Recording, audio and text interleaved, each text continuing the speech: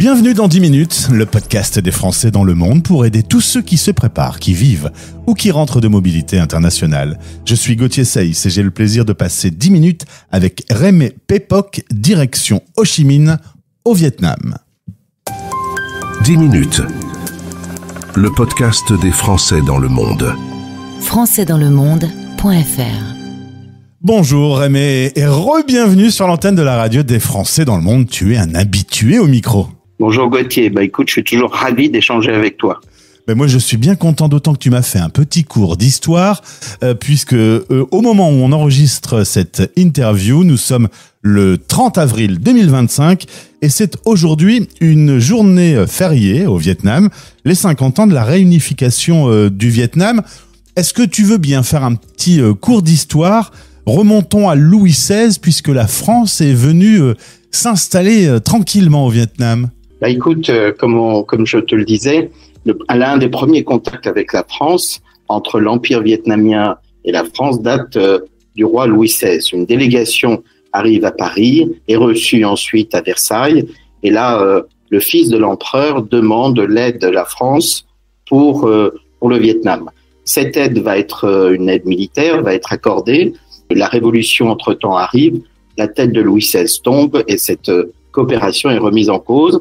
Mais voilà, les rapports entre la France et le Vietnam sont bien établis. Napoléon III va intervenir et la conquête du Vietnam par les forces armées françaises va commencer jusqu'en 1954, qui sera le départ, la fin de la colonisation du Vietnam. Et ensuite, une période qui va être difficile pour le peuple vietnamien, puisque des années de guerre vont s'en suivre entre le Sud et le Nord Vietnam. Et avec ce que l'on connaît souvent, l'aide américaine au Sud Vietnam, qui va se terminer justement le 30 avril 1975 par l'entrée des forces Viet Cong à Ho Chi Minh, et qui va prendre à l'époque Saigon et qui va prendre le palais présidentiel, un moment qui marquera la fin de la République du Sud-Vietnam et la réunification du Nord avec le Sud pour ne faire qu'un seul Vietnam. Parfait, c'est une belle synthèse. Aujourd'hui, il reste encore un peu des traces de bâtiments coloniaux, plutôt du côté de Hanoï, un peu à Ho Chi Minh Ville, là où on se trouve aujourd'hui pour cette interview. Le pays est donc aujourd'hui communiste, mais est très libéral sur un plan économique. On a d'ailleurs de vraies passerelles avec des partenariats privilégiés entre la France et le Vietnam. Le président Macron vient bientôt vous voir. Absolument. Emmanuel Macron sera présent au Vietnam à la fin du mois de mai et je crois il restera 3 jours et le 27 mai sera présent à Ho Chi Minh. Voilà, dans le cadre du partenariat qui est noué avec le Vietnam et qui s'est beaucoup développé, puisqu'aujourd'hui la France est considérée comme un partenaire essentiel du Vietnam, avec de très nombreux accords signés et une année technologique qui va être lancée avec la venue de Emmanuel Macron au Vietnam. Donc alors c'est des liens très forts. On a déjà eu l'occasion d'échanger sur ton parcours, sur ton travail notamment pour l'école Flamme qui a été lancée au Vietnam, et puis surtout ton activité au sein de Français du Monde ADFE qui prépare pour les 9, 10 et 11 mai son université d'été pour la zone Asie-Océanie. Vous allez rassembler des intervenants venant du Cambodge, de la Thaïlande, du Japon, de la Chine. 3 jours chargés qui vont commencer par un dîner de bienfaisance. Alors j'ai vu le prix, c'est pas cher, hein, Rémy. C'est juste 3,5 millions de dong. Oui, effectivement, on est tous millionnaires au Vietnam. Hein. C'est l'avantage du Vietnam. Venez vous installer, vous serez très vite millionnaire, voire milliardaire. Non, effectivement, c'est pas une somme anodine ici. C'est même une somme importante, on va dire, en tout cas pour le niveau de vie vietnamien. Ça correspond à environ 120 euros, 130 euros. Donc ce dîner de charité, lui, est organisé dans le cadre effectivement de l'université d'été, mais surtout parce que Français du Monde est membre de ce regroupement d'associations qui composent le comité de solidarité, qui vient en aide aux Français qui résident au Vietnam ou même qui sont simplement de passage, parce que on a beaucoup de Français qui viennent en tant que touristes et qui oublient, par exemple, de prendre une assurance santé. Et donc, lorsqu'ils sont au Vietnam et qu'ils ont un accident, eh bien, il faut les aider. C'est ce que nous faisons. Donc, nous les incitons, bien sûr, à prendre une assurance. Mais voilà. Et donc, il faut trouver des fonds. Ce n'est pas simple. Donc, ce dîner de gala qui va réunir des membres importants de notre communauté, mais aussi tous ceux qui souhaitent apporter leur contribution, va permettre de lever, nous l'espérons, plusieurs milliers d'euros qui viendront s'ajouter aux caisses du comité pour venir en aide à tous les Français, soit de passage, encore une fois, soit résidents au Vietnam. Ensuite, le 10 mai, c'est ouvert à tous à partir de 9h. Des conférences, des expositions, des ateliers. Vous avez un programme assez chargé qui sera donc accessible à tout le monde. L'Université d'été Français du Monde ADFE pour la zone Asie-Océanie va regrouper des représentants des sections Français du Monde de tous les pays environnants qui viendront samedi et dimanche. Nous avons souhaité ouvrir la journée du 10 mai pour plusieurs raisons. Parce que cela permet comme cela d'aller à la rencontre des Français et de leur expliquer ce qu'est notre association, ce qu'elle fait pour les Français de l'étranger, et puis aussi discuter avec eux des grandes thématiques que nous avons souhaité mettre en avant.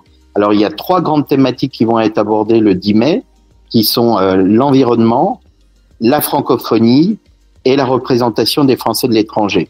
L'environnement, nous travaillons en lien avec la Chambre de commerce franco-vietnamienne sur cette thématique et en particulier avec son comité environnemental, que je remercie parce qu'ils ont fait un gros travail à la fois de préparation et aussi d'invitation des entreprises françaises qui viendront nous expliquer, qui viendront nous dire ce qu'elles mettent en place pour respecter l'environnement et aider à la sauvegarde de la planète.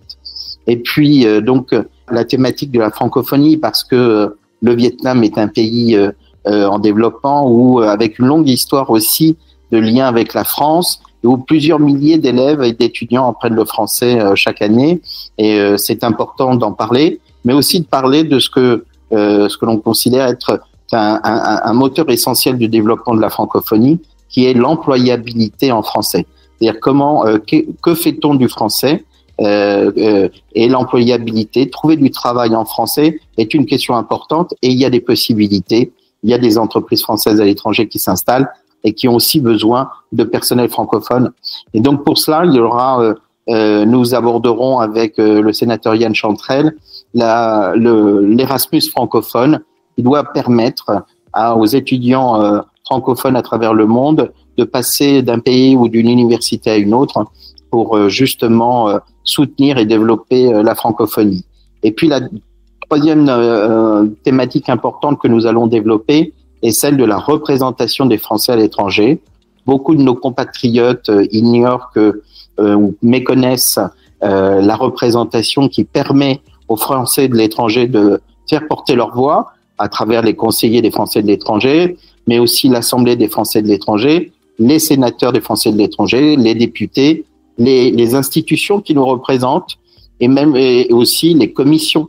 Et nous aborderons dans ce cadre le travail de l'Assemblée des Français de l'étranger avec la mise en place des assises de la protection sociale des Français de l'étranger, donc que nous aborderons sous une thématique assez particulière qui est celle du handicap et des accompagnants pour les élèves en situation de handicap. Alors en effet, on est partenaire de ces assises de la protection sociale. Florian Bohème sera présent pour en parler.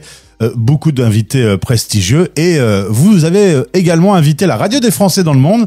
Ce sera à 17h le 10 mai heure du Vietnam pour parler de ces médias qui relayent vos actions. Tu m'as gentiment dit qu'on parlait souvent de vous, mais que eux parlaient rarement de nous. Cette fois-ci, on sera là. Eh ben, écoute, avec plaisir, oui.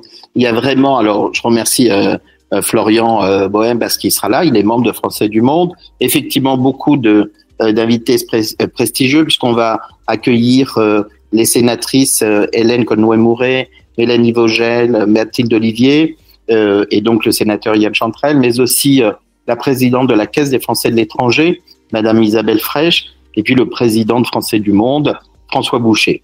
Et puis parce que effectivement, vous portez, vous en tant que média des Français de l'étranger, vous nous donnez des informations, vous portez notre voix aussi, mais on parle assez peu de vous. Donc c'est pour ça qu'il était important qu'on vous invite à venir vous exprimer aussi et à parler de ce travail de reporter qui est aussi très important. Et vous participez à la cohésion de notre communauté à travers le monde. Donc c'est pour ça que tu seras présent. Le magazine de Français du Monde sera là également, mais les Français Presse et le petit journal. Parfait. Voilà, nous sommes ravis de te voir. Eh ben, je suis bien content de pouvoir venir présenter notre travail. Alors tout ça se passe au campus CFVG. On est donc à Ho Chi Minh City. On est à Ho Chi Minh, dans le centre-ville. On est accueillis par le Centre franco-vietnamien de gestion dans leurs locaux. Et c'est le partenaire essentiel avec la Chambre de commerce pour donc accueillir et organiser cet événement. Et on les remercie parce que ils font un travail formidable. Alors, pour en savoir plus concernant le programme et les informations pratiques, il y a un lien dans ce podcast qui vous amènera vers ce document. Rémi, merci beaucoup, c'est très clair. Je suppose que tout ça te prend un tout petit peu de travail, c'est pour ça que tu travailles même un jour férié. Effectivement, bah oui. Aujourd'hui, beaucoup de gens se relaxent puisque c'est férié pour célébrer la réunification du pays. Mais oui, il va pas y avoir de repos jusqu'au 11 mai, qui sera la fin de notre université d'été. Mais je continuerai parce que ensuite, j'organise dans le cadre d'une autre association, Culture Espace francophone, la grande dictée des petits, qui a accueilli 600 candidats l'an dernier. Donc voilà. On continue. Des plannings bien chargés. Merci beaucoup en tout cas d'avoir présenté ces universités d'été Français du Monde, ADFE, zone Asie-Océanie. Je te souhaite quand même une belle journée. Est-ce qu'il y a un moment fort dans cette journée, un plat typique à manger pour cette journée de réunification du Vietnam? La cuisine au Vietnam, elle est délicieuse, elle est très variée. Donc on peut manger un très bon pho, qui est une soupe, soit au poulet, soit au bœuf. On pourra manger des nems, on pourra manger des rouleaux de printemps. Il y a vraiment de très très très bonnes choses à manger à Ho Chi Minh. Donc venez profiter de ce pays qui est merveilleux et de sa cuisine qui est excellente. Bah merci, tu m'as ouvert à l'appétit. Il est bientôt l'heure de déjeuner pour moi en France, alors que pour toi c'est la fin d'après-midi. Merci, bon courage et tu salues tous les organisateurs de cette université d'été et au plaisir de te retrouver. Merci beaucoup Gauthier et à très bientôt et vive la radio des Français dans le monde. Français dans le monde. Vous écoutez la voix des expats.